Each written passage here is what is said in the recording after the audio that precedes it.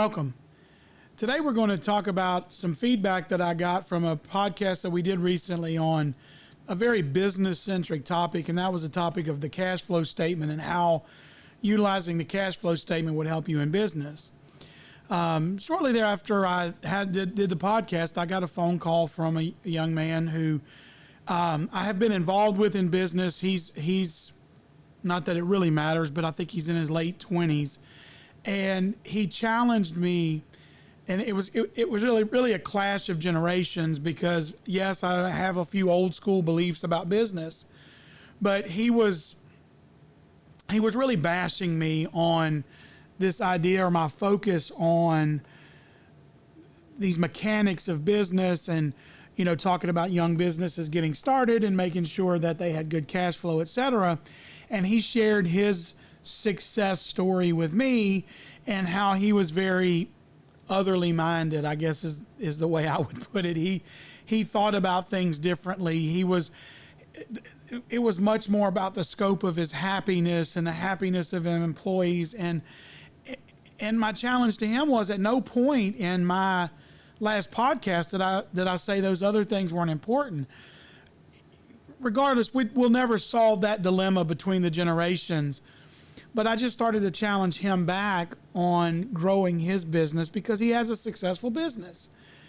And after almost 45 minutes of this bickering and bantering, I finally just challenged him and said, time out. Tell me then, this is my podcast, I say what I believe.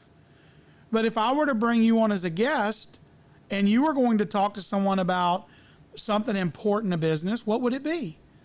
So he went through the motions and talked and I said, but your everything he said was very specific to him. I pushed back again. I said, think about it in terms of how do you relay this to somebody? And he went through it again and he gave all of these examples. And at the end of the conversation, I realized that he was successful in his business because he was very passionate about his business, because he knew what he wanted his personal life and his professional life to look like. They were very aligned. He was very authentic. And congratulations to him for producing those results. But all of that being said, the first thing out of all this that I wish to get out there goes back to the very first podcast I did about you will never be successful if you don't define what success means to you. Because to him, it meant something different than it does to me. That he did agree with me. So again, we pried through that. But first off, he defined what successful looked like and what he wanted to accomplish. The second thing is, what are you willing to trade off? Because if you know what's important to you and those things you're not going to compromise, then you can find out if you know where you want to go and you know what those things are. So if you think about it's a roadway, the end of the road is your destination. Put up those guardrails. Those are the things that you're not going to cross or compromise.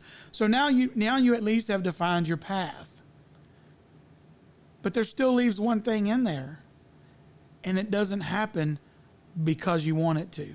And so that's where we finally ended with alignment, was I just challenged him. I said, would you agree with me on this? That if you want to reach your goals, you'll do it through effort, not desire. And he kind of chuckled. He goes, that part I can't agree on. So there we have it. A 47-year-old and a 27 or 28-year-old found some way to agree on business. First time in the world that's ever happened. But that's a joke. But anyway, just so I'm clear. So again, let's go back. The three things. We talked about it already. Define your goals. That's your destination. Define your guardrails. Those are the things that keep you on track and make sure, whether it's ethical, moral, whatever those beliefs are, put those guardrails up. You can navigate the left and right. Just don't go over the guardrails. Then you're in the ditch. We don't ever want to be in the ditch. But no matter whether you follow the New Age philosophy of business or the old fogies philosophy of business, let's all agree on the last point. and that is effort will get you where you want to go, not desire. So again, hopefully that helps somebody. And if you're 47 and disagree, or 27 and disagree, that was a great phone call to have to bounce those ideas off of, because I am intrigued by his business and how he was able to define his success. But at the end of the day, he had to work to get there. Nothing free, no free rides. So again, thanks for the feedback. Keep it coming. We'll answer some more questions or talk about more discussions in the future. Thanks for joining us today. Have a good one.